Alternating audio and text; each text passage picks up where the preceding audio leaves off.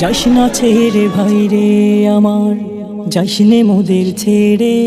সম্মানিত দর্শক শ্রোতা, এই মাত্র উসমান হাদি দুনিয়া থেকে বিদায় নিয়েছে। সম্মানিত দর্শক শ্রোতা, এ নিয়ে কিন্তু চাঞ্চল্যকর কিছু তথ্য কিন্তু ইতিমধ্যে গণমাধ্যম কর্মীরা কিন্তু প্রকাশ করেছে বিভিন্ন প্ল্যাটফর্মে। উসমান হাদি দুনিয়া থেকে বিদায় নেওয়ার আগ মুহূর্তে স্ত্রীকে গোপনে কি কথা জানিয়ে গেল, চলুন এ বিষয় ভিত্তিকের উপরে একটি ভিডিও ফুটেজ আমরা দেখে আসি। অবশেষে সামনে এলেন ওসমান হাদির স্ত্রী। ডাকসুনেত্রী তাসনিম জুমাকে জড়িয়ে নানান অপতথ্যের পর হাদির স্ত্রী তথ্য এলো গণমাধ্যমে। হাসপাতাল থেকে তার তথ্য জানিয়েছেন সেখানে উপস্থিত একজন। এর মধ্যে হাদিকে উন্নত চিকিৎসার জন্য সিঙ্গাপুরে নেওয়া হচ্ছে।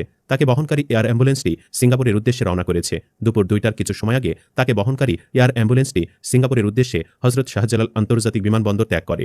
ওসমান হাদির বড় দুই ভাই ওমর ফারুক ও আবু বকর সিদ্দিক সঙ্গে যাচ্ছেন।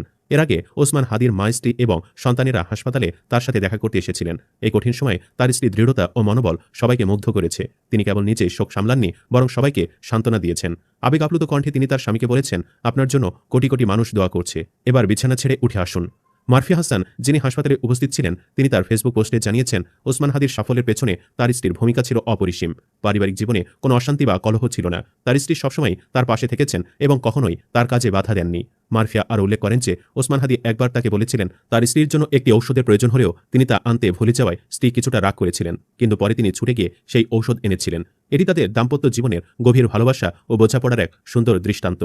মারফিয়া ওসমান হাদির স্ত্রীর দীর্ঘায়ু কামনা করে বলেন যে তিনি খুবই সৌভাগ্যবতী এমন একজন নিবেদিত প্রাণ স্বামী পেয়েছেন। তিনি ওসমান হাদির দ্রুত আরোগ্য ও সুস্থতার জন্য সবার কাছে দোয়া চেয়েছেন। আল্লাহর কাছে প্রার্থনা আমাদের আশার আলো যেন নিভে না যায়। এই কঠিন সময়ে ওসমান হাদির সুস্থতা কামনায় দেশজুড়ে চলছে প্রার্থনা। জানিয়ে রাখি, ওসমান হাদি বরিশালের রহমতপুরে বিয়ে করেন। দাম্পত্য জীবনে তাদের 1 বছর বয়সী একটি পুত্র সন্তান রয়েছে।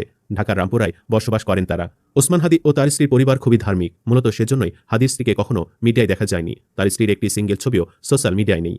এই সুযোগে ছাত্রলীগের অনেকে হাদির সহকর্মী ও বোনখ্যাত তাসনিম জুমাকে স্ত্রী হিসাবে পরিচয় করিয়ে দিতে থাকে। শনিবার বাংলা ভিশনের ফেসবুক পেজে ওসমান হাদি একজনই, আমার ভাইয়ের কোনো রিপ্লেসমেন্ট হয় না জুমা শিরোনামে একটি ভিডিও প্রকাশ করা হয়। ওই ভিডিওর কমেন্টে আশিকুর রহমান রাব্বানী জুমাকে ইঙ্গিত করে বলেন, তার বউয়ের ভূমিকায় দেখছি। তার এই মন্তব্যটি সামাজিক যোগাযোগ মাধ্যম ফেসবুকে ছড়িয়ে পড়লে সমালোচনা শুরু হয়। অথচ জুমা শুধু হাদির শিষ্য বা কর্মী না, হাদির আপন ছোট বোনের চেয়েও বেশি। হাদির পরিবারের একজন জুমা বোনের মতো করে হাদিকে আগলে রাখে। কালকেও হয়তো একসাথে হতো। সে জুমাকে গালাগালি করছে। হাদির জন্য জুমার কলিজা ফেটে যাচ্ছে। আর এরা রাজনৈতিক ফুটেজবাজি করতে হাসপাতালে গিয়ে ভিড় করছে। সিটি স্ক্যানের সামনে দলীয় লোকদের দিয়ে ভিড় করে সাংবাদিকদের সাথে কথা বলার বিরোধিতা করায় জুমার উপর খড়গগ্রস্ত হচ্ছে। এসব কাজে লিগো জড়িত ছিল আবার জুলাইয়ের শক্তিরাও। আমরাও নারী বিদ্বেষী এ কাজে অগ্রগণ্য। তীব্র নিন্দা জানাই। সবারই সহনশীল হওয়া উচিত এবং উচিত নারীদের সর্বোচ্চ সম্মানের আসনে আসীন করা। পরিশেষে দোয়া করি আল্লাহ তাআলা হাদি ভাইকে বাঁচিয়ে দিন ও তার পরিবারকে শান্ত রাখুন। আমিন। বন্ধুরা, কমেন্টে আপনারাও আমিন লিখতে পারেন। ধন্যবাদ।